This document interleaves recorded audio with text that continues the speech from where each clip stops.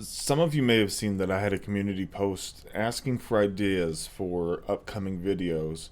Kind of like Mike Rowe at the end of Dirty Jobs when he asks for you guys to call in and give him your dirty jobs that he hasn't thought of or seen yet. It's kind of like that because my ideas only run so deep before I get distracted.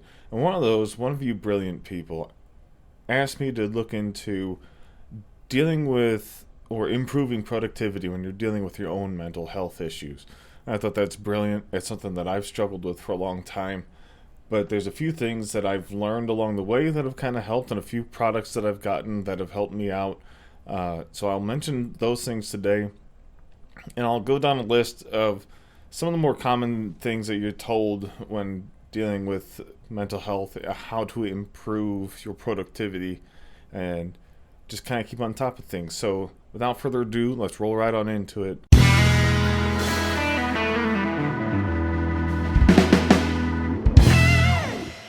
The first thing, and the number one thing that you'll see just about everywhere, and it's really probably the best advice so far, is start a routine and stick with it. I have started to wake up at the same time every day. I try to go to bed at about the same time every day. I get up, I do the same things in just about the same order, and that way I know, and my body knows, these are the things that we're supposed to be doing this day and that day in and day out. And I've started to fall into a nice routine where I don't even have to think about it all that much now to get the things that I need to do done. Now, I still struggle with things from time to time. For example, I'm not great at always remembering to get dinner started before I leave for work, just because, uh, well, my ADHD gets the best of me sometimes after I drop off my kids. So there's still room for improvement, but for the most part, getting into that set routine has really helped me kind of make things a little smoother around the household, getting the kids ready for school, getting their lunches packed, etc. So a routine is key. Now, I don't just remember things, okay? So the routines I need help with. And probably my best tool for the routine is my phone. And not because I'm constantly scrolling through things on my phone, but because I have tools like the Google Calendar, uh, or just any calendar or task reminder that you can app that you can download for your phone. I use that regularly. For example, I have a medication I take 3 times a day, so I have reminder 3 times a day, take this medication. Um, if I have something coming up and I can't remember it on my own, I set a reminder for it. And you can set the reminders for, 10 minutes before, half hour before, the day before. You get to pick, and it's all customizable, and it's all however you want to see it. Um, Utilizing the technology that's constantly on you is a huge boost to your productivity.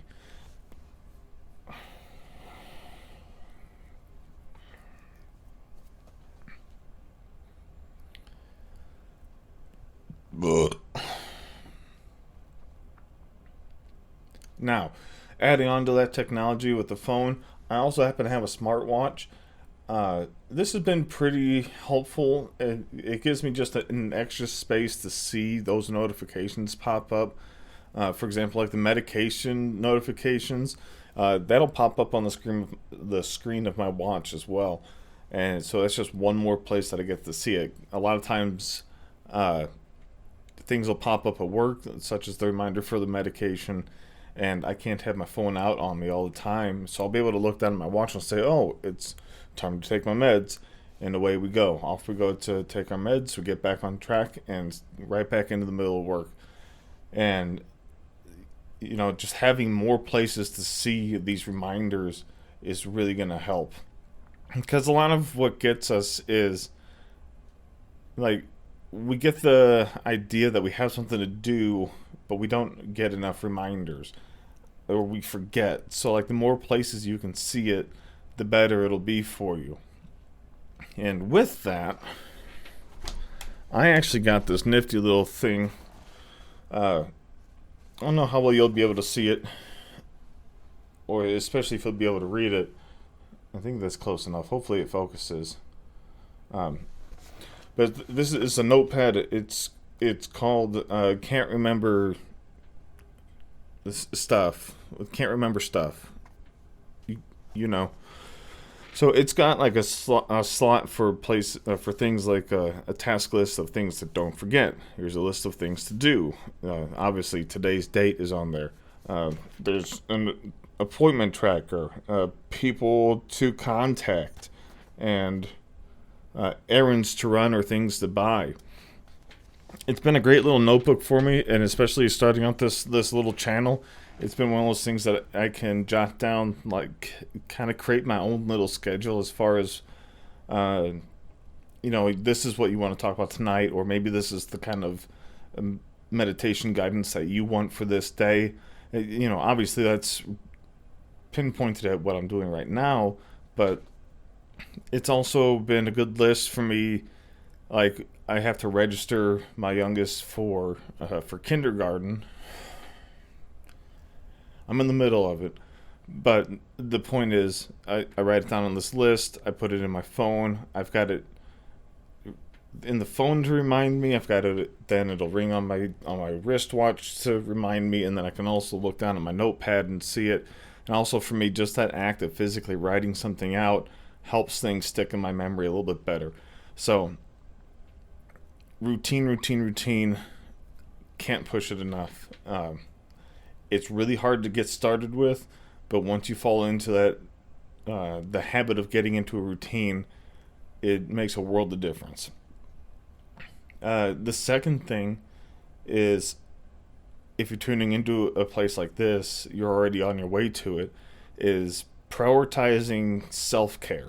So making time for activities that promote your physical, your mental, spiritual, emotional, etc. well-being, such as exercise, healthy eating, meditation. You can meditate with me. Journaling, highly recommend journaling. And it doesn't have to be a physical journal. Like, you don't have to have like a Dear Diary. Today, Tony pulled my... Never mind. You can even just speak into your phone. You can use a voice recorder app. You can use the Notes app. Anything that you can do to just kind of brain dump into your phone, or some way of recording your thoughts and ideas and feelings, etc. Great thing for journaling.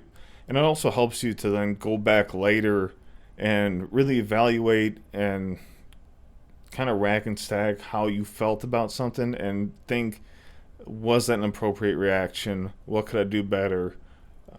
Where can we improve? And also, what went right? So that's a big thing. Number 3, break your tasks, the things you have to do, up into smaller pieces, right?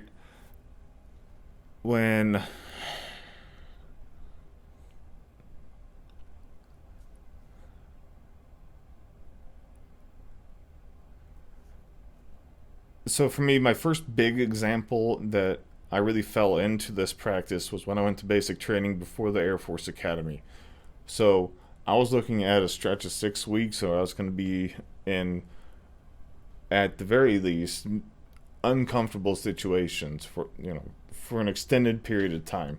My mental well-being was going to be taxed, as well as my physical well-being. What I learned to do was take it one meal at a time. We wake up, we have all the shenanigans before breakfast, but we get to breakfast. From breakfast, it's only a couple more hours until lunch. You can deal with whatever bowl that they throw your way until you can get to lunch. Once you get to lunch, it's just a few more hours until dinner, and then once you get to dinner, it's just a couple more hours, and then it's time for bed. You start to break it up into more manageable pieces. Now, let's say you're working on a project.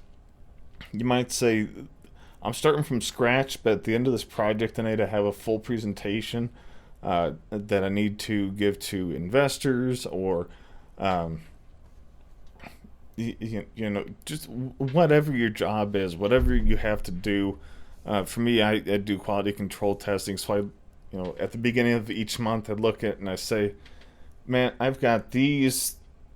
I think I'm up to 41 machines that I need to do quality control checks on, and it looks like a daunting task. But what we do each day is we break it up into, okay, I only want to have 4 machines tested for today. And I keep doing that all the way down the line until it gets all tested. And you can do the same thing for a project. Like, okay, so this is the big picture. I need to have this huge presentation. But what parts do we have in that? Okay, we have an introduction, we have a body, we have a conclusion. Well, what do we want in the introduction? Obviously, we're going to have the title.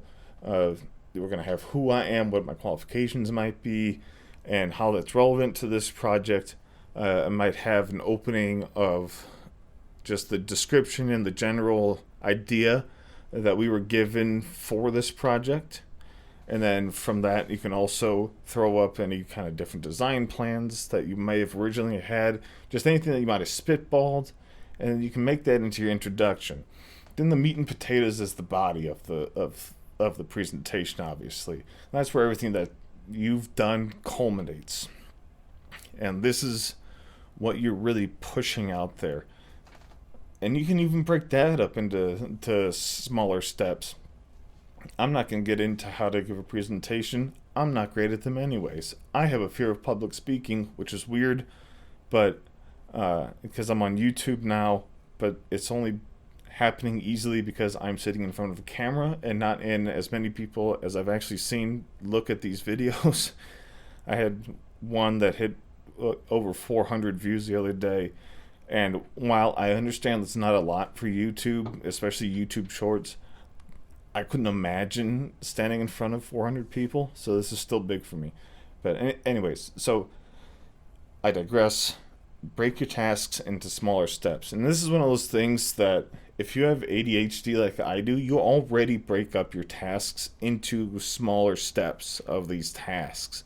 So like if you're like me with ADHD and you already break things down, like your mental health issue in this case is a little bit of a superpower because you already know how to separate things into much smaller tasks. Like you don't just wake up, get dressed, and get out the door. Like you know that you sit up in bed, you put your feet on the ground, you walk to the bathroom, you use the bathroom, you brush your teeth, and even that involves getting out the toothbrush, getting it wet, putting the toothpaste on, brushing your teeth for at least 2 minutes. You know, you're able to just naturally break down things into those smaller steps, and that'll really help. So that's that one. Number 4, eliminate distractions. Find a space if you're working on something that you can just leave the outside behind. If you're able to leave your phone behind, even better. As many distractions as you can get away from you, perfect. Those of us with mental health issues, like you and me, we're always looking for an out. We're looking for a way to distract ourselves from our own minds and just a way for us to get by without just dealing with us. But sometimes those distractions also take us away from what we need to get done. So if we're able to get rid of them, great. Do that. You know, if you have to have your phone on you, put it on silent. Even turn the buzzer off if you can. If you have to work on your computer, close all the unnecessary tabs. Like, you don't need to have YouTube up on this one. You don't need to have MSN News or whatever apps. You don't need all those things up. Just what you're working on is what you need to have up.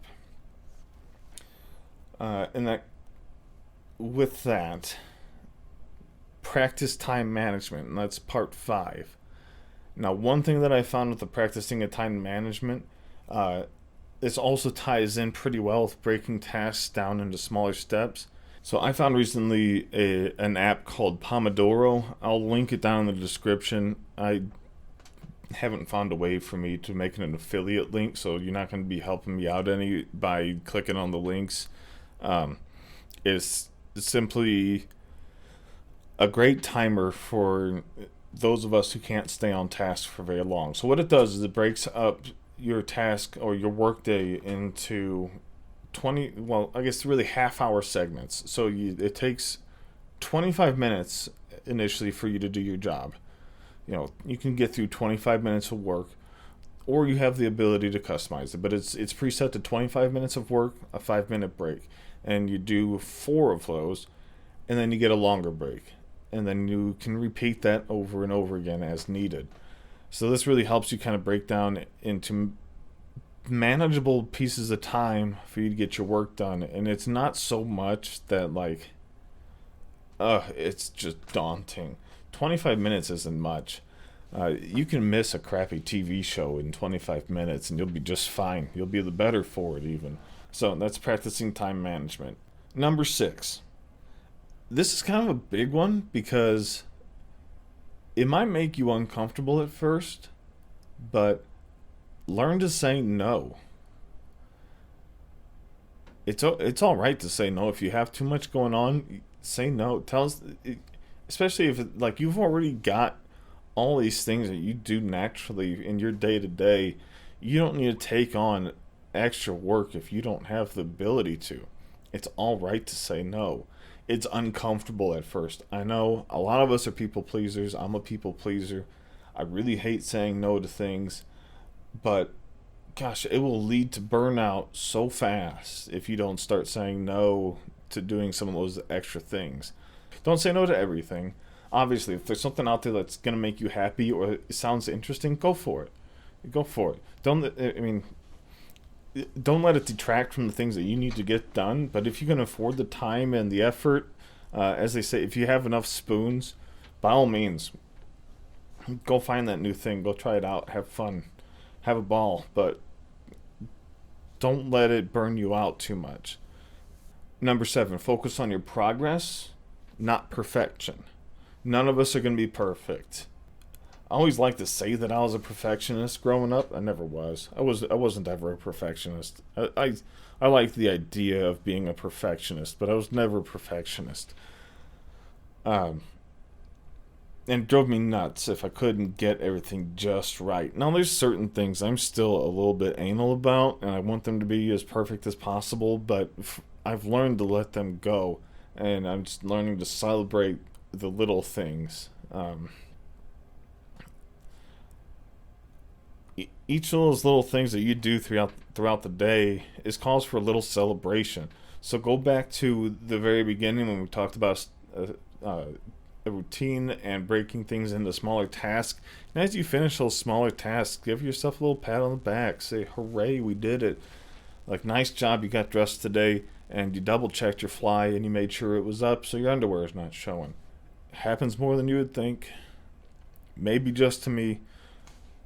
But, just hurrah for you. Celebrate yourself a little bit. It's okay. You've got to be your number one fan sometimes. It can't be all doom and gloom up here. Sometimes you got to get out there and shout hooray. And those are big. Because those little celebrations turn into bigger celebrations, and it's a big snowball effect. So focus on your progress. Number 8, I kind of talked about this with the managing time. Take breaks. It's okay to take a break every once in a while. If you need to just step away, if you're getting overwhelmed and you need to just step away and say, whew, that's been an awful lot. I know I've said to find a place that's away from distractions, but if you're getting overwhelmed and you need to get away, take that distraction. Find something that's a healthy distraction for you, and go do it. It's okay. Take a break, recharge. Nothing runs forever and ever without taking a break. Do it for yourself. It's okay. Number 9, surround yourself with supportive people. Don't surround yourself with a bunch of other dark clouds. Now, I don't want to say that completely, okay? What I mean by that is, don't surround yourself with people who are trying to darken your day. Surround yourself with other people who are trying to better themselves. or surround yourself with people who you strive to be like. Now, don't be exactly like them, because you need to be you still. You need to be celebrated for you. And because you're awesome no matter what you're thinking, you're still awesome. But if you surround yourself with people who are naysayers and who don't really care for what you're doing and what's going on, that's going to bring you down. So surround yourself with people who are working on themselves and people who you kind of strive to be like. And take aspects from different people's lives around you and work towards that. It offers, number one, it offers you something to look forward to. They can offer you guidance. They can give you help when you need it. I recommend a couple of strong friends in case you need to move a fridge or something. But, you know, you can always find people every once in a while.